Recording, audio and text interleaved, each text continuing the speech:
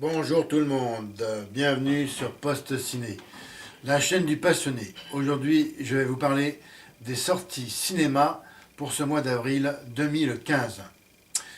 Je le précise, ce sont mes choix qui concernent uniquement les films qui m'intéressent.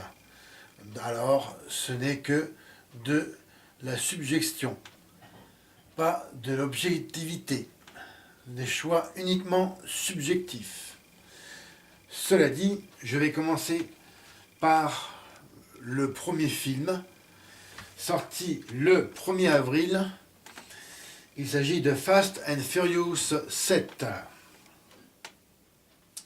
Alors, des bolides qui foncent dans les gratte-ciel d'Abu Dhabi, un autobus suspendu du haut d'une falaise du Colorado, des courses et cascades plus vrombrissantes que jamais, ce FF7 tant attendu tient ses promesses. Marqué par la mort tragique de Paul Walker pendant le tournage, c'est-à-dire en dehors du tournage, mais pendant la réalisation de ce film, hein, c'est un accident qui est survenu lors de ces heures de libre.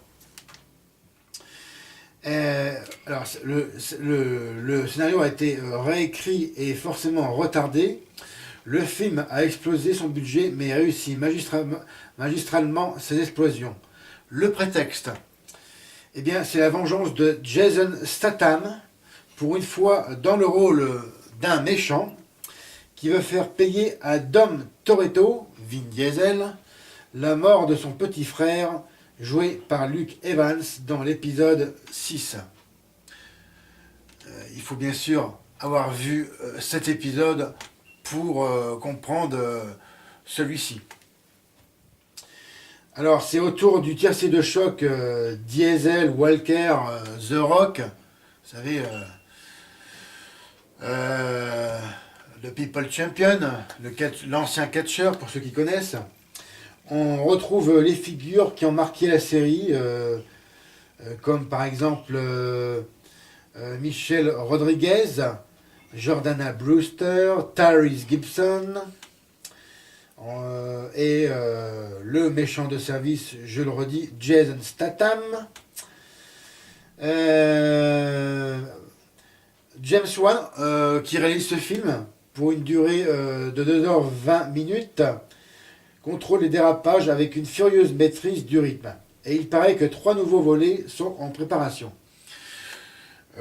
Alors, je pense que déjà, pour moi, ce 7e volet, eh bien, je vais voir le 6 là prochainement.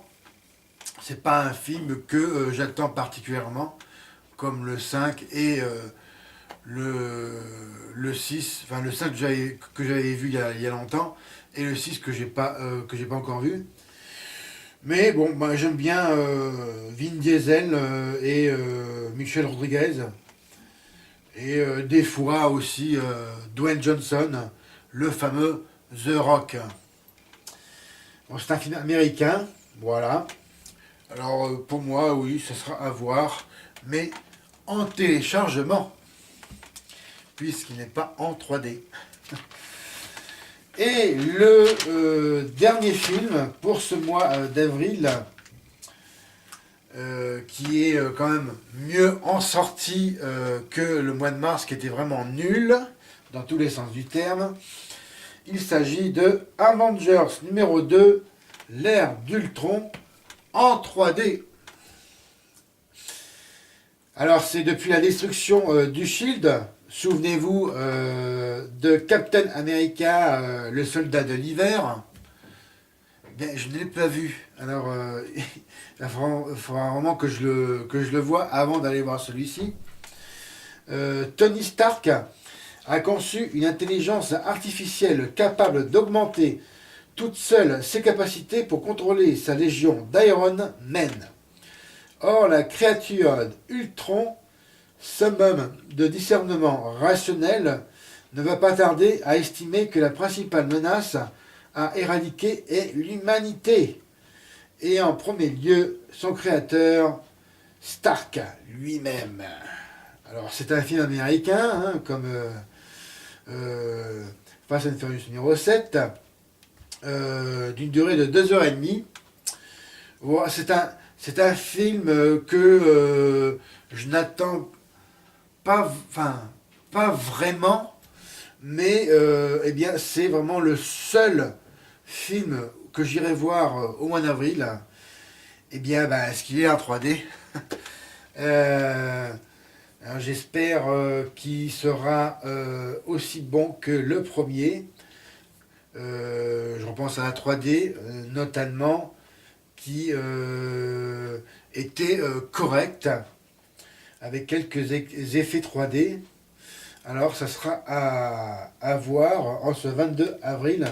Moi, j'irai le lendemain, tranquillement, peinardement, quand il n'y aura pas la foule, hein, à la séance du milieu d'après-midi, vers les 4h30, 5h, comme à mon habitude.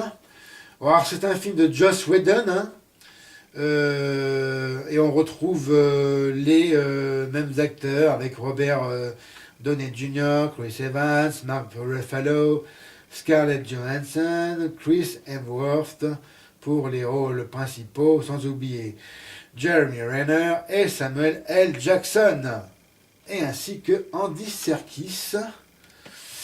Est-ce qu'il fera le robot méchant, le méchant Ultron, comme il est spécialisé dans la motion capture? Je pense que oui. Alors, ça sera à vérifier. Eh bien, c'est tout ce qui concerne ces sorties du mois d'avril qui sont faibles. Mais voilà, c'est le début de l'année, ça se met en place tranquillement.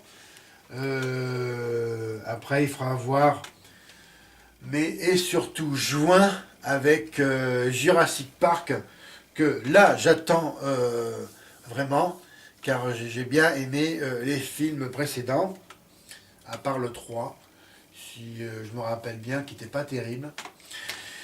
Je n'étais pas allé voir le Jurassic Park 3D qui était sorti pour l'anniversaire des 20 ans. Mais bon, celui-ci, ça sera à suivre, à mon avis, au mois de juin. Voici tout ce que je peux dire pour ces sorties de cinéma. Pour ma part, j'irai voir uniquement Avengers numéro 2 et le reste en téléchargement. C'est tout pour aujourd'hui. Merci pour votre attention. Comme d'habitude, partagez, regardez mes autres vidéos. Mettez-moi un M. Regardez le descriptif de ma vidéo. Je mets toujours les bandes annonces. Et encore mieux, abonnez-vous à ma chaîne. C'était Fred.